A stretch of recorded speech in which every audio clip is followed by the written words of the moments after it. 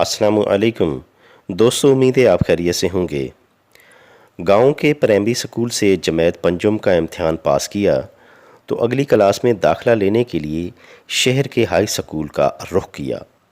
Class ششم میں داخلہ لینے اور پھر شہر کے ایک بہترین سکول میں پڑھنے کے لیے بہت پرجوش تھا۔ یقیناً یہ ایک بہت اچھا تجربہ تھا۔ بہت سے نئے دوستوں سے ملاقات ہوئی۔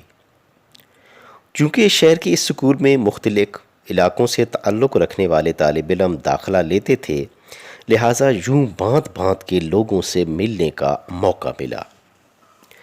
گاؤں کے پرائمری سکول سے بالکل مختلف ماحول تھا، جو کہ بہت اچھا لگتا تھا۔ تعلیم کے شوق کے ساتھ ساتھ مختلف لڑکوں کے ساتھ دوستیاں بھی بنی، گپ شپ بھی خوب لگتی۔ ہر مزاج کا طالب علم کلاس میں تھا، کوئی بہت تیز تراز، کوئی جوشیلا اور جذباتی، کوئی نرم اور ٹھنڈا مزاج، کچھ شریر لڑکے تو بعد نہایت ہی شریف النفس طالب علم بھی تھے۔ ایک لڑکا بہت موٹا تھا، چال ڈال سے ڈھیلا ڈالا اور پڑھائی میں بھی درمیانے درجے کا تھا۔ وہ بہت آرام سے، باریک آواز میں اور معصومیت سے بولتا تھا۔ کلاس کے تمام لڑکے اس سے بہت محظوظ ہوتے، بلکہ شرارتی لڑکے تو اس بیچارے کو بہت تنگ کرتے۔ انہوں نے اس کا نام ہی موٹا رکھ لیا۔ ہر وقت کوئی نہ کوئی لڑکا اسے چھیڑ رہا ہوتا۔ ادھر استاد صاحب پڑھا رہے ہوتے تو وہ موٹا بیچارہ اچانک کھڑا ہو جاتا اور استاد محترم کو بڑی معصومیت سے شکایت لگاتا کہ فلاں لڑکے نے چھیڑا ہے۔ استاد جب اس لڑکے سے پوچھتا تو وہ صاف انکار کر دیتا کہ میں نے تو چھیڑا ہی نہیں، بلکہ پوری کلاس بول اٹھتی کہ سر بھلا اس موٹے کے ساتھ کوئی پنگا کیا لے سکتا ہے، کیونکہ اس کا بھاری بھرکم ہاتھ جس کو پڑ گیا وہ تو بیچارہ گیا جان سے۔ یوں ہنسی کا ایک طوفان کلاس میں اٹھ کھڑا ہوتا۔ موٹا بیچارہ شرمندگی اور خجل خواری کے ڈر سے سہم جاتا اور روحانسی شکل بنا کر فوراً بیٹھ جاتا۔ اس صورتحال سے لڑکوں کے ساتھ ساتھ بعض دفعہ استاد محترم بھی خوب محظوظ ہوتے، لیکن وہ ساتھ ہی لڑکوں کو ہدایت کرتے کہ آئندہ ایسے مذاق اور حرکت سے اجتناب کیا جائے۔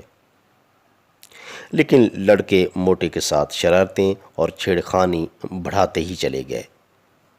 کوئی اسے موٹا کہتا تو کوئی بھالو، تو کوئی اسے گینڈے کے نام سے منسوب کرتا۔ وہ بھی ظاہر انسان تھا، اسے بھی خوب چڑ ہونے لگی، اور جو لڑکا بھی اسے چھیڑتا وہ فوراً رد عمل ظاہر کرتا، مارنے کے لیے آگے بڑھتا، چیختا چلاتا، گالیاں دیتا، اور بعض دفعہ بیچارہ بہت تنگ پڑ جاتا، زچ ہو کر بے بس ہو جاتا۔ شریر لڑکے اس کی اس کیفیت سے خوب لطف اندوز ہوتے، کہکے لگاتے۔ یوں وہ موٹا بیچارہ تمام کلاس کے لیے ایک سورس آف انٹرٹینمنٹ بن گیا۔ کلاس میں جو بھی ہنسی مذاق، حتیٰ کہ کوئی لطیفہ بھی سنایا جاتا تو اس کا نشانہ بیچارہ موٹا بنتا۔ یوں وہ بے حد چڑچڑا، خفگی اور غصیلا بن گیا۔ ایک دن کا واقعہ ہے کہ لڑکوں نے اس سے خوب تنگ کیا۔ موٹے نے بھی رد عمل میں کوئی کسر نہ چھوڑی، لیکن وہ بھی آخر کیا کرتا، ایک طرف وہ اکیلا اور دوسری طرف پوری کلاس۔ اسی اثنا میں تفریح کی گھنٹی بجی اور تمام لڑکے کمرہ جماعت سے باہر چلے گئے۔ تھوڑی دیر بعد میں کمرہ جماعت میں واپس آیا تو کیا دیکھتا ہوں کہ بیچارہ موٹا پھوٹ پھوٹ کر رو رہا تھا۔ آنسو اس کے موٹے موٹے رخساروں کو ترکی ہوئے تھے اور وہ انتہائی ذہنی کرب، دکھ اور عجیب سی ذہنی کیفیت کا شکار تھا۔ مجھ سے اس کی یہ حالت دیکھی نہ گئی اور اس پر بہت رحم کیا۔ فوراً اس کے پاس پہنچا، اس کے آنسو پوچھے، اسے دلاسے دیے اور یقین دلایا کہ آج سے میں تمہارے ساتھ ہوں۔ جو لڑکا تجھ سے بدتمیزی کرے گا میں خود اس سے نپٹوں گا۔ کافی دیر کی کوشش کے بعد بالآخر وہ نارمل ہو گیا۔ تب میں نے اسے پکڑا اور کمرہ جماعت سے باہر چلے گئے۔ کنٹین سے گرم گرم سموسے لیے اور ایک درخت کی ٹھنڈی چھاؤں میں بیٹھ کر مزیدار لتوں سموسوں سے لطف لینے لگے۔ سموسے پیٹ کے اندر اترتے ہی موٹے دوست کی جان میں جان آئی۔ میں نے موٹے سے کہا، اگر تم چاہتے ہو کہ لڑکے تجھے نہ چھیڑیں، تجھے تنگ اور زچ نہ کریں، تو میں تجھے ایک گر بتاتا ہوں۔ یہ سنتے ہی اس کی آنکھوں میں فوراً چمک آ گئی۔ وہ میرے قریب ہوا اور بڑی بے صبری سے بولا، ہاں یار بتا، وہ کون سا گر ہے؟ وہ کون سا طریقہ ہے کہ مجھے اس کیفیت سے نجات مل جائے؟ میں بولا، میری باتیں غور سے سن۔ ہم میں سے اکثریت بے حس، بے رحم اور تماش بینوں کی ہے۔ ہم کسی کو تکلیف، دکھ اور اذیت دے کر خود لطف اٹھاتے ہیں۔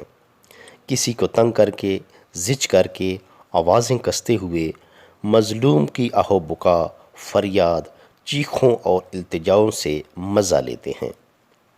ہم دوسروں کو کھلونا سمجھتے ہیں۔ دوسروں کا مذاق اڑانا، نام بگاڑ کر بلانا، حقارت کی نظر سے دیکھنا، چھوٹی سی غلطی اور کمزوری کو بڑھا چڑھا کر اور بار بار اسے دہراتے رہنا، غیبت کرنا، حسد کرنا، لوگوں کی مدد کی بجائے مزید مشکلات پیدا کرنا، الغرض ہر وہ حربہ استعمال کرنا جس سے دوسروں کی تذلیل ہو، انہیں نیچا دکھایا جائے، ان کی عزت نفس کو مجروح کیا جائے۔ ہم میں سے اکثریت ان قبیح عادات کا شکار ہو چکی ہے۔ تو میرے پیارے دوست، اگر تم ایسے لوگوں سے چھٹکارا حاصل کرنا چاہتے ہو تو صرف ایک کام کرو، وہ یہ کہ تم بالکل گونگے اور بہرے بن جاؤ۔ صبر کا دامن تھام لو، یعنی تم کسی کی بات نہ سنو، کسی کی بات پر کان نہ دھرو۔ دراصل ایسے لوگ تمہارے رد عمل اور بے بسی سے لطف اندوز ہوتے ہیں۔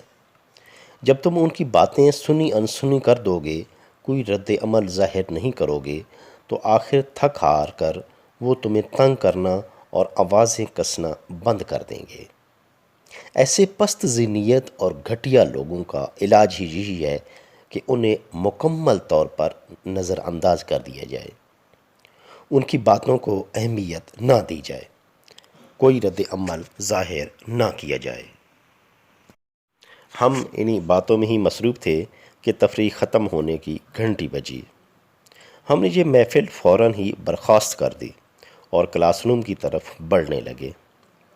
مجھے یہ دیکھ کر بہت مسرت ہوئی کہ اس موٹے دوست کا چہرہ اب کھلکھلا اٹھا تھا۔ وہ پژمردگی اور افسردہ پن کی کیفیت سے باہر نکل آیا تھا۔ اسے امید کی کرن دکھائی دے رہی تھی، اسے سہارا مل چکا تھا اور وہ بہت خوش نظر آ رہا تھا۔ کچھ عرصہ بعد میں نے محسوس کیا کہ اس موٹے دوست میں واضح تبدیلی آ چکی تھی۔ وہ صبر اور استقامت سے اپنی پڑھائی میں مصروف رہتا اور شریر لڑکوں کو بالکل اہمیت نہ دیتا۔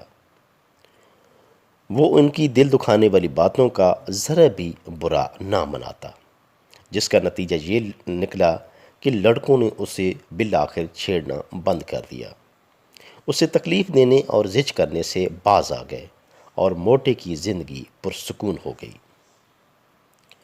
تو عزیز دوستو، اگر زندگی میں آگے بڑھنا ہے، ترقی اور کامیابی حاصل کرنی ہے، لوگوں کے طعنوں، دھمکیوں اور ان سب باتوں سے بچنا ہے، تو ہمیں صبر کا مظاہرہ کرنا ہوگا۔ ہم نے اپنے اس چڑچڑے پن سے نجات حاصل کرنی ہے تو لوگوں کی باتوں کی پرواہ کیے بغیر، گھٹیا اور پست ذہنیت لوگوں سے الجھے بغیر اپنے مقصد کے حصول کے لیے کوشاں رہنا ہے۔ انشاءاللہ ایک دن آئے گا کہ آپ سکون اور اطمینان سے اپنی منزل پر پہنچ جاؤ گے اور سکھی زندگی سے لطف اندوز ہوگے۔